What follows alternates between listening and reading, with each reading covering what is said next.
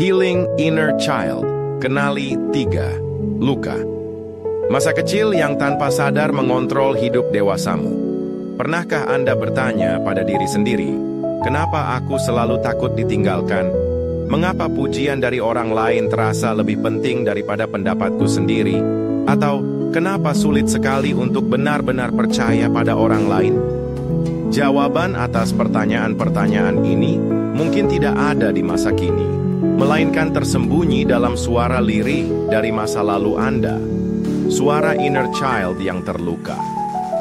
Inner child atau anak batin bukanlah sosok hantu dari masa lalu.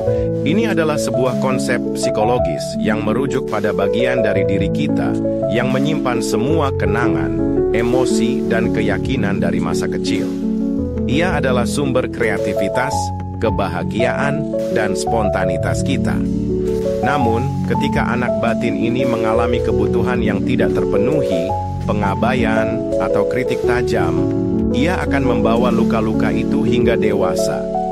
Tanpa kita sadari, luka ini menjadi sutradara tersembunyi yang mengendalikan reaksi emosional, pola hubungan, dan keputusan-keputusan besar dalam hidup kita.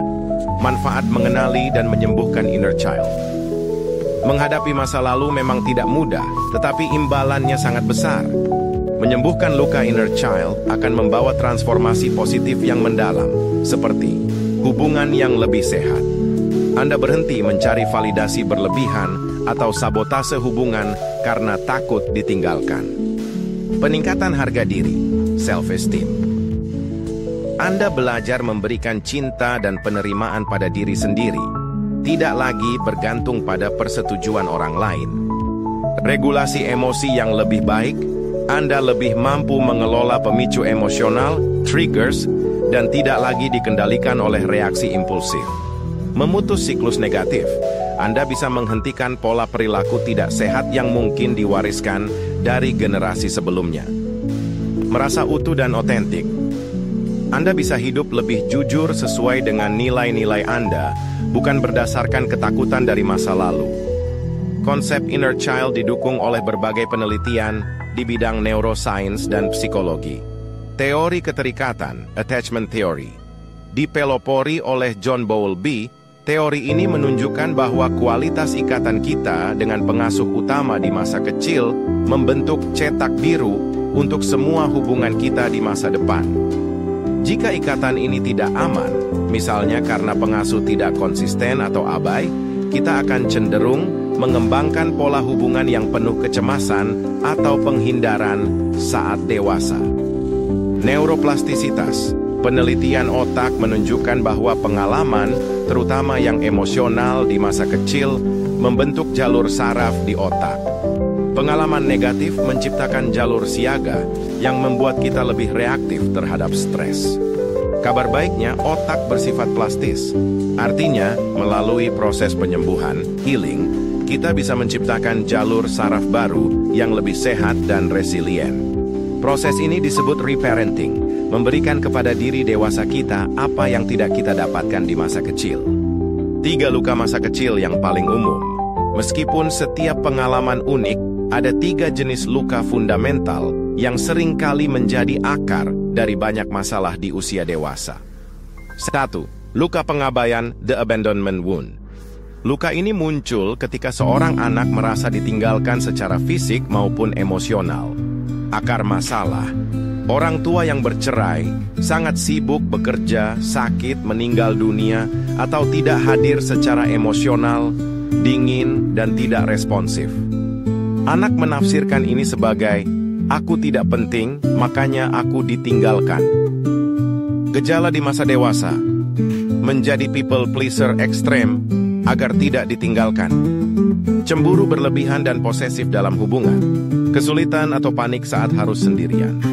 Terlalu cepat terikat pada orang baru. Tetap bertahan dalam hubungan yang tidak sehat karena takut kesepian. Langkah awal penyembuhan. Sadari dan validasi rasa takut itu. Ucapkan pada diri sendiri, tidak apa-apa merasa takut sendirian.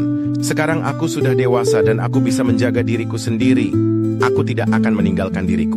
2. Luka ketidakberhargaan. The Unworthiness Shame Wound.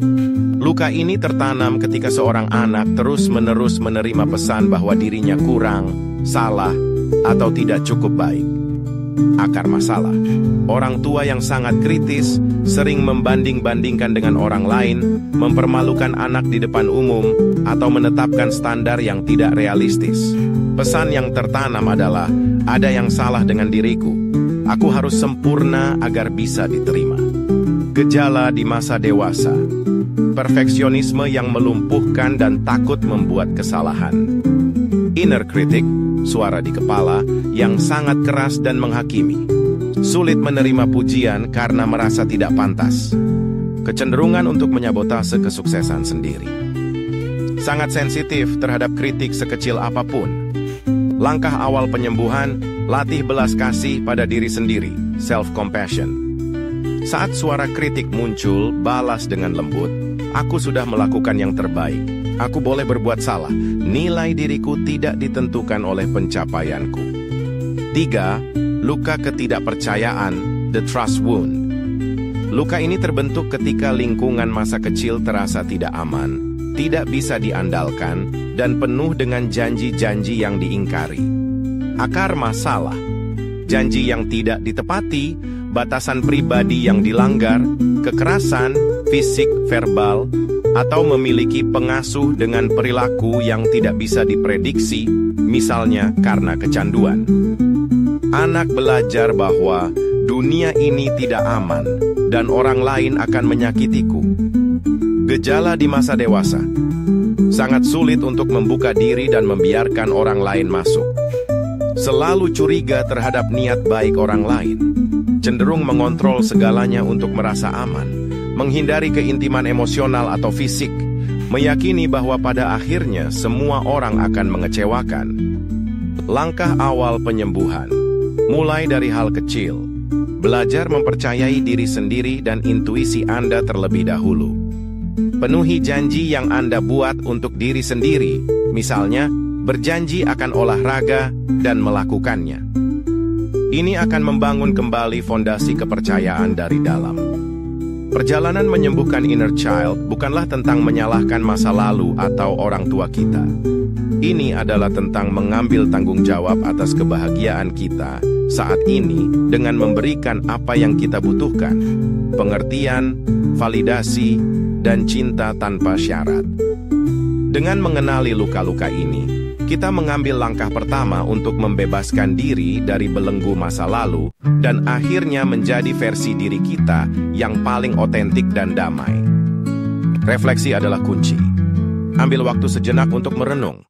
Jika bermanfaat, silahkan like, share, dan subscribe. Terima kasih.